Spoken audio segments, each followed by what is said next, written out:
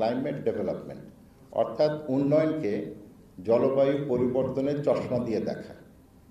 সুতরাং এটা কিন্তু এখন আপনাদের চ্যালেঞ্জ। আপনারা বাংলাদেশে একটা সেক্টর বা খাত তুলে ধরেন যেখানে জলবায়ু পরিবর্তনের প্রভাব আমরা ফিল করছি না। কৃষি, খাদ্য, জীবিকা সার্বিকভাবে, পানি, অবকাঠামো, কোনটাতে নাই? তাহলে এখানে কন্টেন্টের তো কোনো ঘাটতি হওয়ার কথা না। মানে এটা এখন পুরা সেক্টর, প্রতিটা সেক্টরকে ইনফ্লুয়েন্স করছে। এবং আমরা বলি হোল অফ গভর্নমেন্ট, আমরা তো এটা এককভাবে কাজ করি না। আমাদের যে 113টা ইন্টারভেনশন আছে ন্যাশনাল অ্যাডাপ্টেশন প্ল্যান, এটা দিয়ে তো 500টা স্টোরি হতে পারে। 113টা প্ল্যান তো এটা তো আছে, এটা রেডিমেড আছে। কেউ এখানে আপনারা বিজ্ঞান নিয়ে খুব একটা কথা বলেনি। আইপিসিসি রিপোর্ট দেখেন, এবং ওই রিপোর্টটা কারা সই করেছে? UNFCCC-তে যত দেশ আছে, হ্যাঁ এখন হয়তো তারা তাদের কমিটমেন্ট রক্ষা করছে না বা বলছে 100 বিলিয়ন দিবে, সে 100 বিলিয়নের ধারে কাছে আমরা নাই, কিন্তু তারা বিজ্ঞানটাকে তো স্বীকার করছে। এই বিজ্ঞানের ভিত্তিতে তো আমরা রিপোর্ট করতে পারি। সো এটা কিন্তু হচ্ছে আপনারা হচ্ছেন ক্রিয়েটার, কন্টেন্ট ক্রিয়েটার।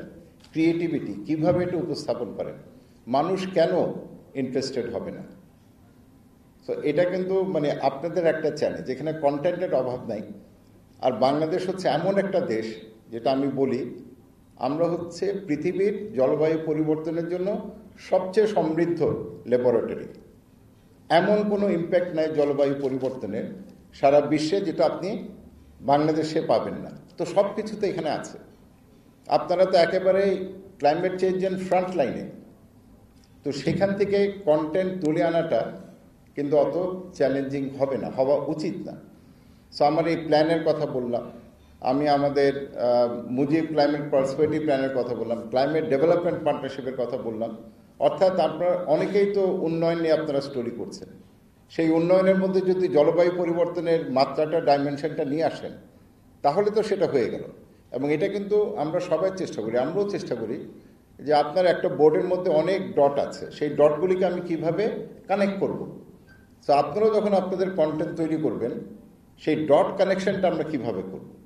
এবং আমরা যখন বলি অল অফ সোসাইটি, অবশ্যই সেখানে মিডিয়া, এটা তো আমাদের জন্য খুবই গুরুত্বপূর্ণ একটা জায়গা। কেননা আপনারা বিষয়গুলো তুলে আসবেন, আপনারা সরকারের যে জবাবদিহিতার যে জায়গাটা আছে সেটা আপনারা তুলে ধরেন। Follow the money. আমি যদি কোনো একটা প্রকল্পে 100 টাকা বরাদ্দ দিই, 100 টাকার কত টাকা একেবারে প্রান্তিক পর্যায়ে যাদের জন্য এই বরাদ্দ তাদের কাছে পৌঁছাচ্ছে, এটা তো একটা বিশাল কাজ। এটা তেমন কোনো ইনভেস্টিগেটিভ জার্নালিজমের দরকার নেই। আপনারা শুধু টাকাটা ছাড় হবার পরে কয়টা স্টেপ, কয়টা ধাপে এটা পৌঁছাচ্ছে।